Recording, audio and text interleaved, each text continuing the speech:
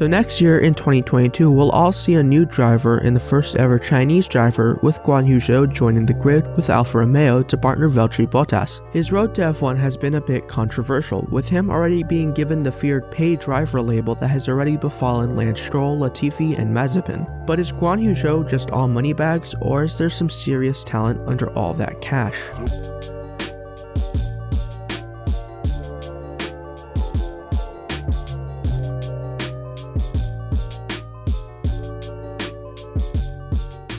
Zhou was born on May 30th, 1999 in Shanghai, China. He started into karts around the age of 8. In 2010, he wanted a more competitive environment, so he and his family moved to the UK. For the next few years, he would actually do very well, not only in the UK, but around Europe, most notably winning the Super 1 National Championship and the Rotax Max Euro Challenge in 2013. This karting success propelled him into the single-seater scene. Wow, try to say that 10 times. Anyways, he signed on with Prema Power Team for 2 races in the Italian Formula 4 Winter Series, at a track I've literally never heard of. But those 2 races showed his worth, finishing on the podium in actually both those races. This obviously gave Prema an opportunity to develop a talented driver, so they re-signed him for both Italian Formula 4 and ADAC Formula 4. In ADAC, he would only compete in 9 races, and he did actually score 2 podiums in the Red Bull Ring and Spa. But the Italian Formula 4 was a whole new challenge for Zhou. He would be competing against the best of the best, with Robert Schwartzman, Lando Norris, and Marina Sato. He started off the season actually pretty decently in the first round in,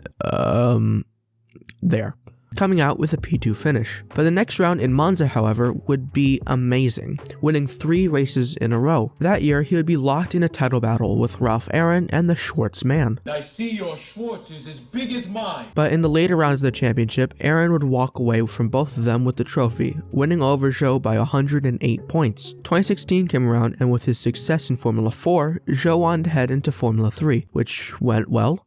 Zhou signed with Motor Park, and now he was up against some of the top talents in motorsport once again, like Lance Stroll, Maximilian Günther, Callum Ilott, Dan Ticktum, Lando Norris, Antoine Hubert, David Beckham, Nick Cassidy, and Sergio Sette-Camara. Zhou grabbed 2 podiums and finished 6th in the Rookie Championship, but in the full championship, he finished 13th, 406 points off the champion Lance Stroll. So things were definitely going swimmingly. After a disappointing season, Zhou turned his attention to New Zealand to the Toyota Racing Series with M2 competition. He gave a decent fight in the midfield, but lost touch with the championship after the last round in Manfield. Through the season, he racked up 4 podiums and 1 win, and slotted into P6 in the championship, a decent step forward.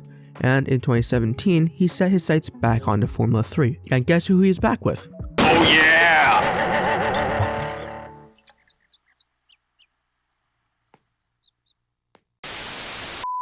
Once again, however, Zhou would be disappointed, getting 3 P5s and no wins. He finished the season in 8th, almost 200 points behind the champion Lando Norris. He was once again disappointed, but not for long, because at the end of 2017, Zhou signed on to the DS Chichita's Formula E team as a development driver. For 2018, he would again go into F3, and while he did get a win at the first round at Po, he once again finished 8th, 162 points behind his teammate and eventual champion Mick Schumacher. Not great, right?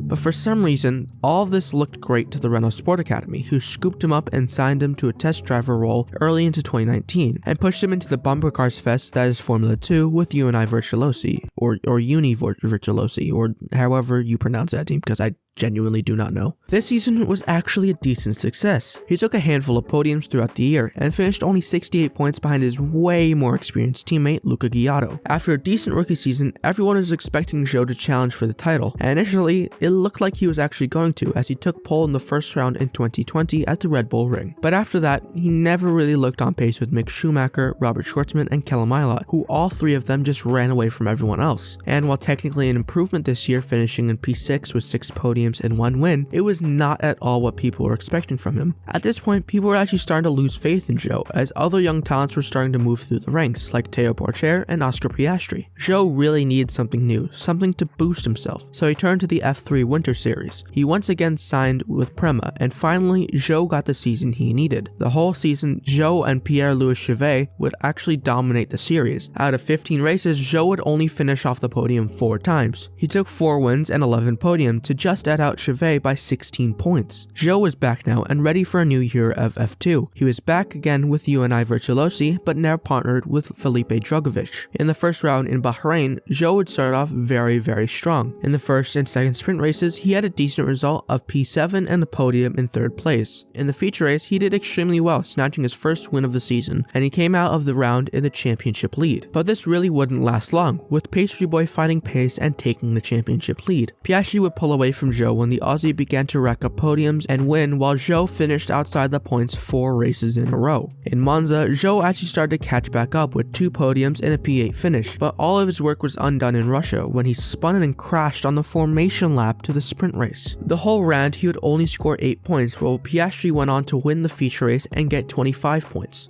Even after these results, it was announced on November 16th that Zhou would be racing alongside Valtteri Bottas at Alfa Romeo Formula 1 team. People were livid because while Zhou was doing okay, Piastri was dominating the title, and Piastri was a rookie while Zhou was in his 3rd season. It was soon found out that Zhou was actually bringing 30 million euros to push him into Alfa Romeo, and it was clear why Alfa signed him. In the final 2 rounds of the F2 Championship, Zhou would even slip away more. Piastri grabbed back-to-back wins in Jeddah, while Zhou came away with 8th and 4th place finish. This string of meh results would actually put him behind Piastri's teammate Robert Schwartzman in the championship, pushing Zhou to 3rd. In the last round at Abu Dhabi, Zhou won the sprint race and a podium in the feature race. While these were good results, Piastri would still take the title. The gap between Zhou and the Aussie was 69.5 points.